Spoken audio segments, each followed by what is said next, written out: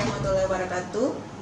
Perkenalkan, nama saya Reina Ashari, dosen pada program studi kehutanan Fakultas Pertanian Universitas Hairun dengan NIDN 00281090. Perkenankan saya memaparkan pernyataan diri dosen dalam unjuk kerja Tridharma Perguruan Tinggi atau PDDU KTPT pada bidang pengajaran sebagai salah satu syarat untuk mengikuti sertifikasi dosen tahun 2024. Mata kuliah yang saya ampu yaitu Silvikultur, Silvika, Ekologi Hutan mangrove, dan Pemantauan Kesehatan Hutan sesuai dengan bidang ilmu saya yaitu budidaya hutan. Pada kesempatan ini, pemaparan mata kuliah yang akan saya lakukan yaitu mata kuliah Ekologi Hutan Mangrove dengan kode PKH 63343. Mata kuliah ini berbobot 3 SKS. Mata kuliah ini merupakan mata kuliah wajib bagi mahasiswa semester 4. Mata kuliah Ekologi Hutan Mangrove membahas tentang pengertian, ruang lingkup, fungsi, dan permasalahan dalam ekosistem mangrove, kebijakan pengelolaan mangrove, rehabilitasi ekosistem mangrove, silvofishery, dan perkembangan penelitian terkait mangrove. CPL pada mata kuliah ini yaitu pada aspek sikap, berperan sebagai warga negara yang bangga dan cinta tanah air, memiliki nasionalisme serta rasa tanggung jawab pada negara dan bangsa. Pada aspek pengetahuan yaitu mampu memahami landasan teori, prinsip, dan metode dalam ilmu-ilmu dasar yang mendukung pengelolaan hutan lestari. Kemudian CPL 3 pada aspek pengetahuan yaitu menguasai pengetahuan tentang prinsip-prinsip budidaya hutan dan penerapannya.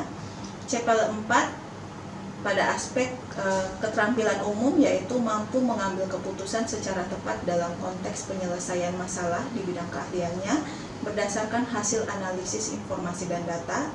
CPL 5 pada aspek kemampuan khusus yaitu mampu mengaplikasikan teknik identifikasi, pengukuran, inventarisasi, dan pemetaan sumber daya hutan.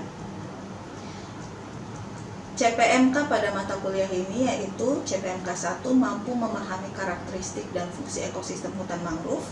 CPMK 2 yaitu mampu memahami pengelolaan ekosistem mangrove di Indonesia. CPMK 3 mampu menerapkan teknik budidaya mangrove, dan CPMK 4 mampu menganalisis vegetasi ekosistem mangrove. CPMK ini kemudian dibagi ke dalam beberapa sub CPMK yang diajarkan dalam 14 kali pertemuan dan 2 kali ujian.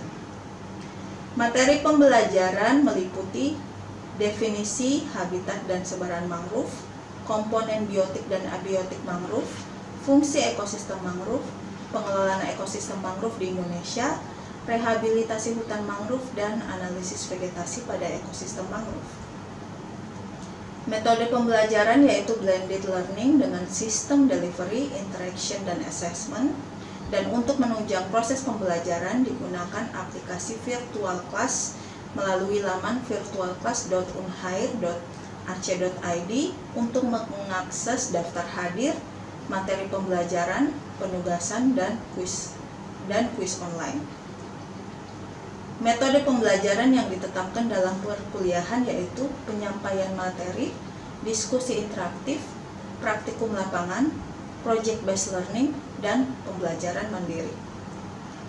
Proses assessment dilakukan dengan menilai beberapa aspek, yaitu aktivitas partisipasif sebesar 15%, hasil proyek sebesar 35%, tugas sebesar 15%, ujian tengah semester sebesar 15%, dan ujian akhir semester sebesar 20%. Proses asesmen ini dilakukan secara objektif dan transparan. Demikian pemaparan saya tentang mata kuliah Ekologi Hutan Mangrove yang saya ampu. Selanjutnya saya akan menampilkan video proses pembelajaran yang saya lakukan di kelas. Terima kasih dan selamat. Baik teman-teman, Assalamualaikum warahmatullahi wabarakatuh. Waalaikumsalam warahmatullahi wabarakatuh. Oke, pertemuan hari ini kita masuk pertemuan 13. Materinya mengenai rehabilitasi mangrove. Sering mendengarkan kata rehabilitasi mangrove? Sering? Kira-kira apa artinya? Apa? Rehabilitasi itu apa? Sederhananya? Memperbaiki. memperbaiki. Berarti kalau memperbaiki berarti ada yang rusak ya. Ya. Nah. Oke. Berikutnya, nah ini ada dua istilah yang sering diucapkan atau sering kita gunakan ketika mau memperbaiki suatu ekosistem. Ada rehabilitasi dan satu lagi restorasi. Kira-kira ada bedanya atau tidak? Ada bedanya atau tidak? Menurut teman-teman? Rehabilitasi itu kan tadi memperbaiki sesuatu ya.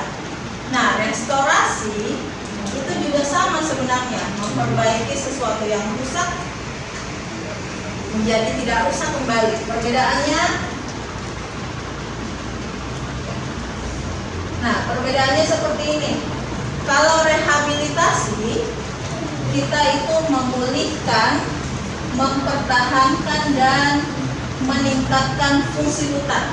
Jadi kita mau mengembalikan kondisi yang rusak menjadi tidak rusak dengan kondisi yang berbeda dari kondisi awalnya. Jadi bisa jadi misalnya ketika ada satu kawasan atau satu lokasi, satu wilayah mangrove yang awalnya rusak menjadi kita tanam kembali, kita rehabilitasi menjadi tidak rusak. Tapi komposisi jenisnya berbeda, bentuknya berbeda. Misalnya di awal jenisnya itu adalah Soneratia semuanya. Kemudian kita rehabilitasi, kita tanam Rhizopora. Berarti kan berbeda kan? Berbeda dengan kondisi awalnya. Kalau restorasi, perbedaannya adalah restorasi itu kita kembalikan menjadi kondisi seperti semula. Kalau lokasi tersebut adalah Soneratia, berarti kita kembali tanam jenis yang sama, Soneratia. Karena kan kondisi semula seperti itu, ya kan ya? Jadi itu perbedaannya. Rehabilitasi itu kita memperbaiki, tapi tidak akan sepenuhnya mirip dengan kondisi sebelumnya. Tapi kalau restorasi, kita kembalikan seperti kondisi sebelumnya. Nah, ada satu istilah lagi, istilah yang umum adalah reklamasi. Kalau reklamasi ini berhubungan dengan perbaikan lahan. Perbaikan lahan. Jadi kadang ada reklamasi lahan mangrove misalnya. Nah, itu berarti lahan mangrove-nya rusak. Secara hidrologi dia rusak. Misalnya harusnya ada muara di situ, muaranya sudah tertutupi, ya sudah, akhirnya harus direklamasi. Harus kita perbaiki dulu kondisi hidrologinya, baru kita tanami. Kalau mangrove kebanyakan itu mainnya di sini, di rehabilitasi. Seperti itu. Nah, jadi apa tadi? Rehabilitasi apa? Berarti mengembalikan atau memperbaiki yang rusak meskipun tidak sampai seperti semula. Tapi kalau restorasi itu berarti kita perbaiki seperti semula. Nah, ini kita membicarakan tentang rehabilitasi mangrove. Jadi tujuannya ada 3. Yang pertama, kita pulihkan kawasan hutannya dulu untuk mangrove-mangrove yang mengalami kerusakan. Kemudian kita tingkatkan tutupan hutan mangrove. Yang ketiga itu tujuannya adalah meningkatkan ekonomi dan kesejahteraan masyarakat. Nah, ini ada tujuan ketiga berkaitan dengan ekonomi dan kesejahteraan masyarakat. Ini penting sekali karena banyak kerusakan mangrove memang disebabkan oleh konflik dengan masyarakat. Misalnya masyarakatnya butuh lahan untuk diubah menjadi tambak, sehingga akhirnya kan merubah dari yang semula mangrove menjadi tambak. Nah, bagaimana cara memulihkan kawasan hutan yang yang mengalami kerusakan, ya nanti berarti kita harus memahami hidrologinya seperti apa. Lahan mangrove itu yang baik seperti apa. Yang kedua, meningkatkan tutupan hutan mangrove. Ini berarti bagaimana caranya kalau meningkatkan tutupan hutan mangrove? Tutupan hutan itu adalah berapa banyak pohon yang tumbuh. Berarti kalau kita mau meningkatkan tutupan hutan, ya kita harus tanami seperti itu. Silakan masuk. Oke, nah ini kenapa kita perlu merehabilitasi hutan mangrove? Ini kondisi mangrove saat ini. Boleh silakan masuk. Luas hutan mangrove kita 3,5 juta hektar. Jadi besar sekali. Ada di sini sekitar daerah-daerah pesisir, termasuk juga di Maluku Utara ini banyak sekali mangrove kita. Semua daerah pesisir di semua pulau besar itu ada mangrove-nya. Nah, jadi totalnya 3,5 juta hektar. Di dalam kawasan hutan hanya 1,3. Lebih banyak di luar kawasan hutan. Nah, kita lihat kondisinya seperti apa.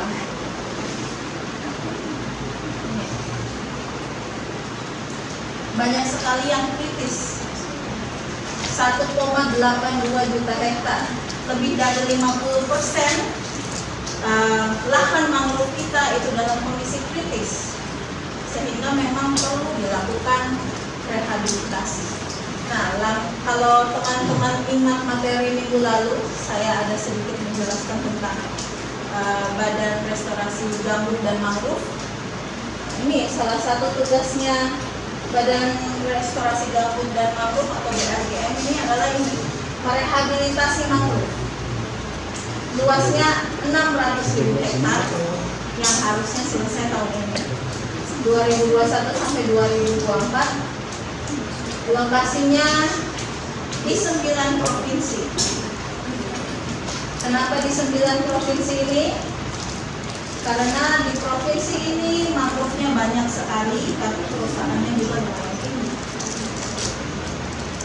Kalau di kita mangrove-nya cukup luas, tapi alhamdulillah kondisinya masih cukup baik. Jadi belum menjadi prioritas. Dana yang dibutuhkan ini tinggi sekali, 26 triliun untuk merestorasi 600.000. Nah, lokasi-lokasinya di sini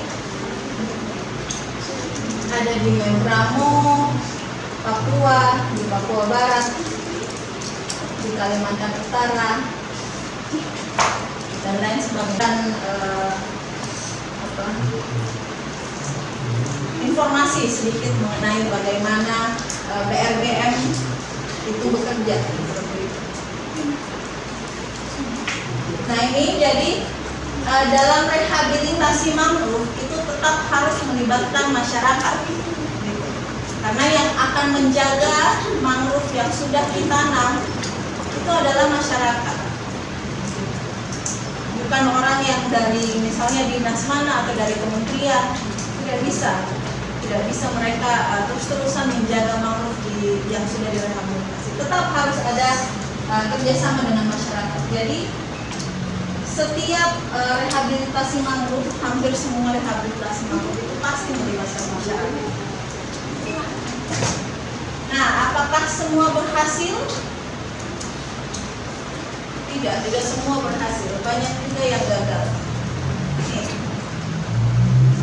Ada berita ini, many mangrove restoration fail. Terus ini juga, ini di Filipina 40% mangrove gagal tumbuh.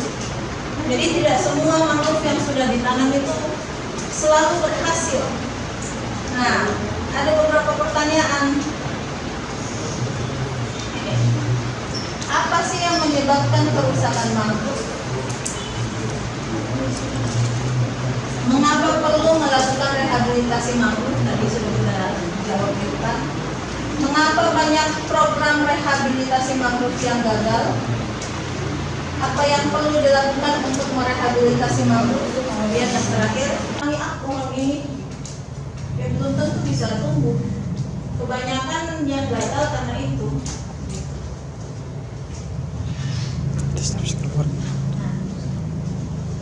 Karena setiap jenis mangrove itu kan punya karakteristiknya sendiri. Teman-teman tahu nipah? Nipah? Nipah itu termasuk mangrove atau tidak?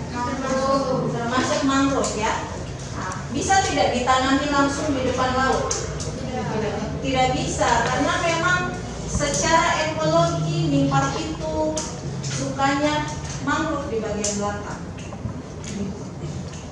Soneratia itu biasanya tumbuhnya itu di bagian depan, karena dia sukanya daerah yang salinitasnya tinggi atau yang kadar garamnya tinggi, seperti itu.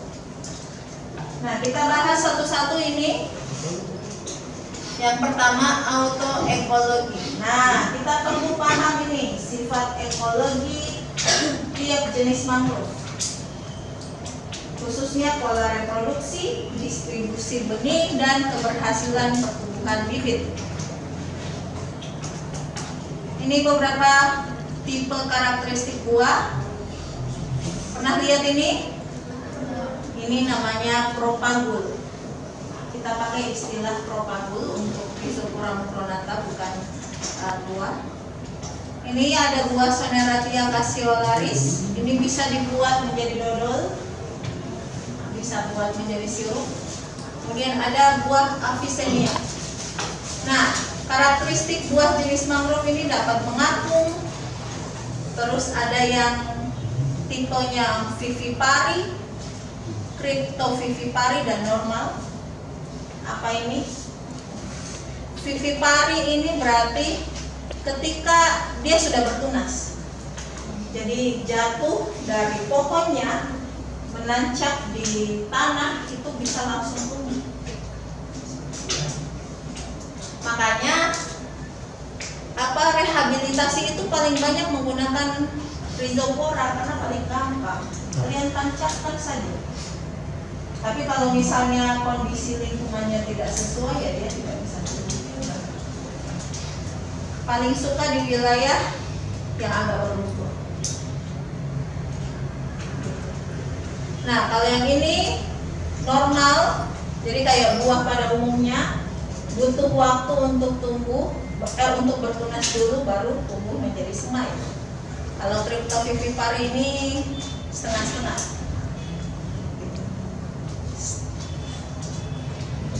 Nah, ini beberapa karakteristik biji dari mangrove. Jadi harus dipahami kalau misalnya lokasinya, oh saya mau tanam Avicennia marina, ya ini menunggu buahnya muncul itu ya ini ada Desember sampai Februari.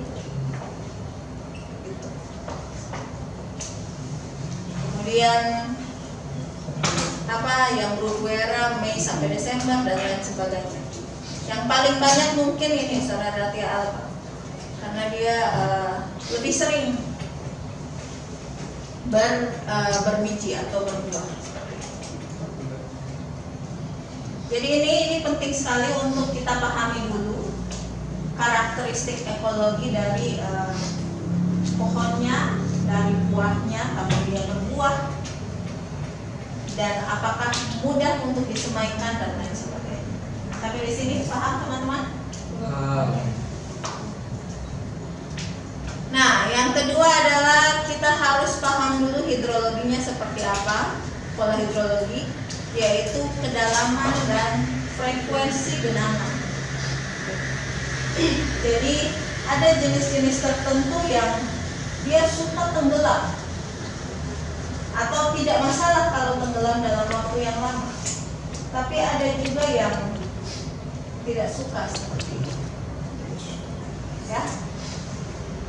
Nah, ini frekuensi genangan yang umum di mangrove. Kelas mangrove 1 itu sukanya jangan yang terlalu terendam.